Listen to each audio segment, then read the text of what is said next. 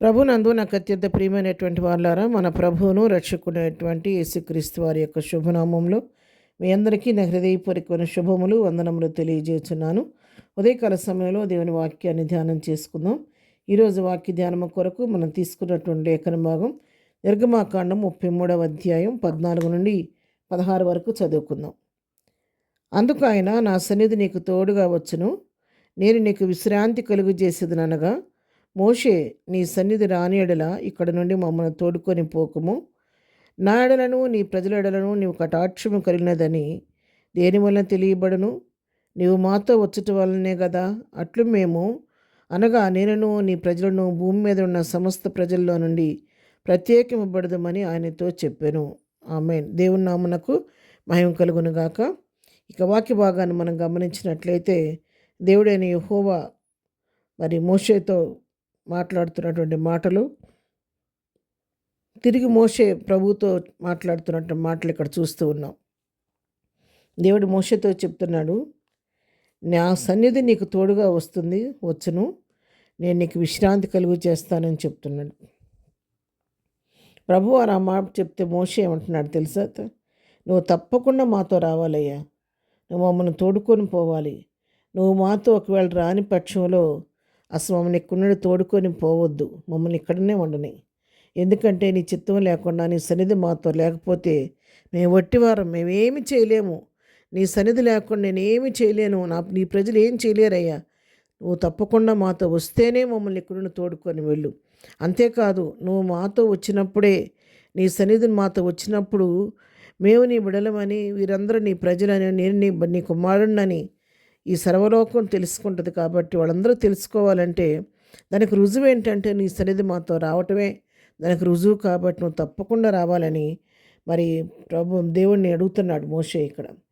ఇక్కడ మోషే ఈ లోక సంబంధం దేన్ని కోరుకోవట్లేదు, నాకు అది ఇవ్వయ్యా ఇది ఇవ్వని అడగట్లేదు, కానీ ఆయన సన్నిధిని కోరుకుంటున్నాడు. దేవా, నీ సన్నిధి నాకు తోడుగా ఉంటే చాలు అని ఆయన సన్నిధిని వెతుకుతున్నాడు, ఆయన సన్నిధిని కోరుకుంటున్నాడు.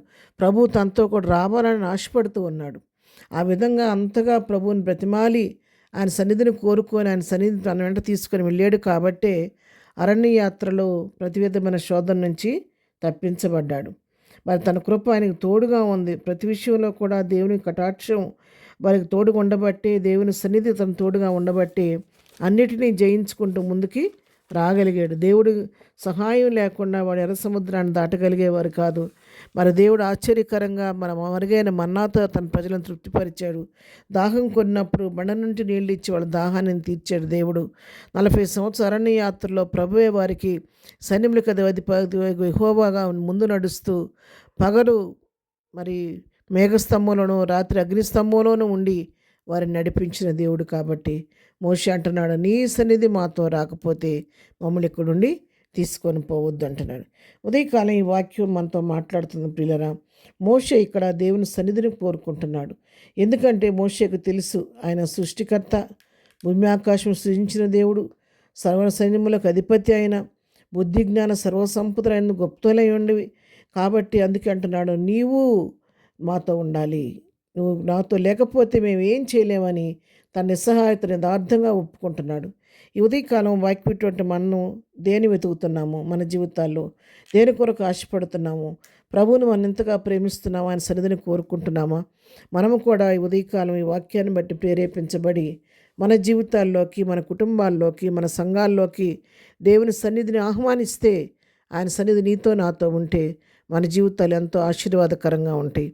ఆయన సన్నిధిని కోరుకున్న వాళ్ళు, ఆయన సన్నిధిని అనుభవిస్తున్నవారు దేనికి భయపడరు. వాళ్ళు ప్రభువును బట్టి ధైర్యం తెచ్చుకొని ప్రతి పరిస్థితిని అధిగమించి ముందుకు సాగిపోతూ ఉంటారు. కాబట్టి మనం కూడా ఈ ఉదయకాల సమయంలో దేవుని సన్నిధిని హృదయపూర్వకంగా మన హృదయాల్లోకి, మన కుటుంబాల్లోకి, మన జీవితాల్లోకి, మన సంఘంలోకి ఆహ్వానించి దేవుని సన్నిధి మనకు తోడుగా వస్తుండగా ప్రభువుని బట్టి ధైర్యం తెచ్చుకొని విశ్వాసయాత్రలో ముందుకు సాగిపోదాం. ప్రార్థన.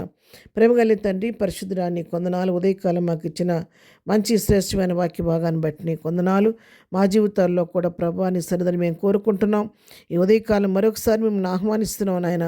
మా వ్యక్తిగత జీవితాల్లోకి, మా కుటుంబాల్లోకి, మా సంఘాల్లోకి మీరు రండి నాయన. నీ సన్నిధి మాతో ఉంచి ఈ కడవరి దినాల్లో మేము ఎలా నడవాలో మాకు నేర్పించండి. మా హస్తం పట్టుకొని నడిపించి నాయన గురి యొద్దకు పరిగెత్తేవారుగా మమ్మల్ని సిద్ధపరచండి. ఇదనం మేము చేయి పని పాటలో రాకపోకలో క్షేమం దయచేయండి. ఇదనం బర్త్డే మ్యారేజ్ చేసుకుని బిడ్డలు దీవించండి, ఆశీర్దించండి. మనకి ఉండి స్వస్థపరచండి, దుఃఖులను ఓదార్చండి.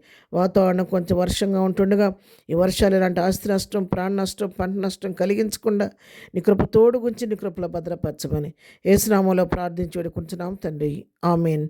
ప్రభు కృప సదాకాలం మనందరికీ తోడయుండి నడిపించును గాక. ఆమెన్.